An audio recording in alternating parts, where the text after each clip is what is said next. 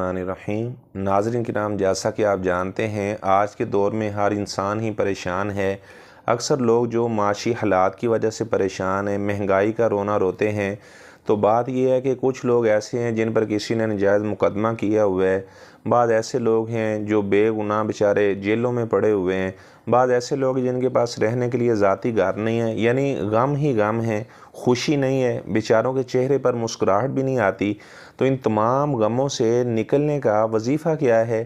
آج آپ کو وہ وظیفہ بتانا ہے جو آپ کریں گے تو اللہ تعالیٰ آپ کو ہر غم سے نجات عطا فرما دے گا۔